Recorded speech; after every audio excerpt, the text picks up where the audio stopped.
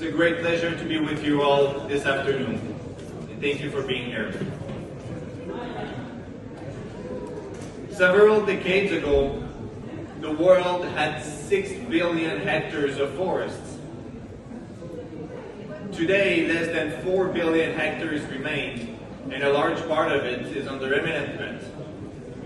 Industrialization and population expansion have come to cause great harms to our forests around the world. I'm from Canada, and when we look at Canada, we see large coniferous and boreal forests across hundreds of millions of hectares, fresh air, and maple syrup. However, recent studies have demonstrated that on average, the Canadian forest is now emitting more CO2 than it can capture since 2001. This is due to severe lack of active forest management, insect infections, and forest fires.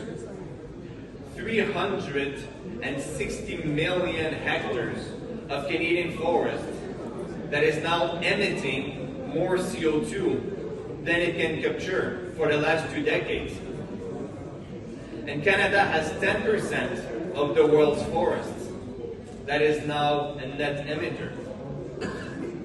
Around the world, decades of misuse and major lack of funding towards active forest management have now led us to a very alarming scenario. On the contrary to what is commonly believed and understood, and what we see in the news or the media, just like Canada, many other large forests around the world are now proven to be emitting more CO2 than they can capture. Others are expected to reach this level in the near future. Just like the Amazon rainforest, which scientists predict that by 2035, if no serious actions are taken now, it will become a net emitter. And when that happens at this scale, we start having a very serious issue. In Angola, between 2000 and 2019, the country witnessed an increase of 4 times its annual deforestation rate, which has now reached approximately 0.7% per year. This is 10 times higher than the world's average, and one of the highest deforestation rates in Africa. Of course, the leading cause of this, very similarly to most sub-Saharan African countries, is the conversion of forest land to agricultural land, which provides food for more than 80% of the population, as well as subsistence agriculture, as well as illegal logging and charcoal production. In many cases, one highly efficient way to improve this situation is to participate in the international carbon market from nature-based solutions. Unfortunately, conventional carbon offsets are often inaccurate. They're difficult to track, and they lack of data transparency and reliability. The world's forests lack of granular data analysis, and very few carbon offsets projects are able to demonstrate real social, economical, and environmental benefits. And this is a true reality of the carbon market today. So we came together as CarbonEthic, taking into account everything that was wrong in the carbon market today. And we focused on how we can do things differently and really concentrate on manufacturing the highest quality of carbon offsets in the market. And we do this by first understanding what do we have as a forest. We will be sending teams of local Angolan experts on the ground from different forestry expertise, from carbon sequestration to reforestation, sustainable agriculture, forest inventory, and so on. We then fly the best forestry drones in the world. We fly planes. We fly helicopters, equipped with the most advanced LiDAR, spectral imagery, satellite, infrared, and photogrammetry technologies. This data then serves as an input for our in-house built forestry artificial intelligence software, which then becomes the basis of our forest digital twin.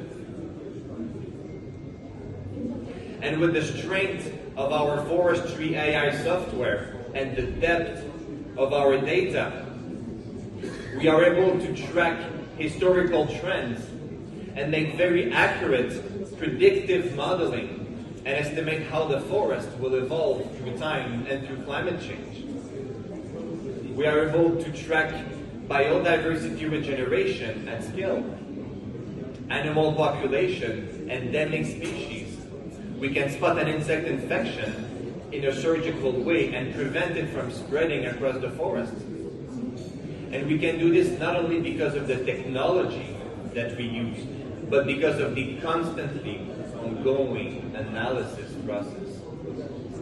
We survey the forests regularly, and this allows us to track all the development and the progress in the forest under our management, and also any anomalies as well. And because we believe that the only way to make an important, long-lasting impact on the environment and the communities is to work at a very large scale. And therefore, we are targeting large forest land that requires protection, active forest management, and reforestation. As an example, in Canada, we now have 4.2 million hectares of forest under our management. This fact alone makes us the largest forestry carbon company in the world. We estimate that we will have a final product within 12 to 15 months from now, and we are now nearly 100% sold out. This is why we are now negotiating for an additional 6 million hectares. By the end of next year, we are expecting to have 35 million hectares of forests under our management in Canada alone. This represents 10% of the Canadian forests, and by default it represents a little bit more than 1% of the world's forests that is managed by our company.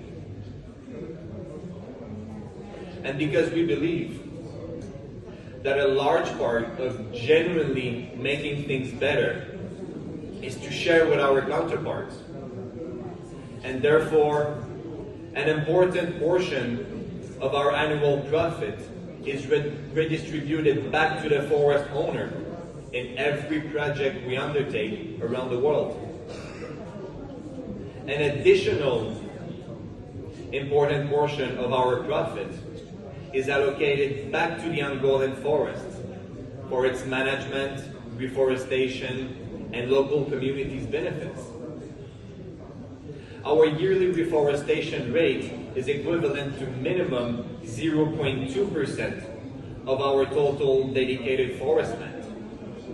Such reforestation can amount to between 1.5 to 2.2 million new trees planted per year, if assuming a land of 500,000 hectares. We create employment in the local communities through our reforestation at scale, with leading salaries paid to our community partners, with gender hiring and salary equality, with the working structure to be as per the Angolan labor law. And we have the resources to implement ecosystem and biodiversity regeneration at scale. The plantations of local Angolan trees and conduct forest fire prevention. We have the resources to implement large-scale sustainable agricultural lands in the local communities. We have the resources to implement sustainable forest products for the communities with cocoa trees and fruit trees plantations.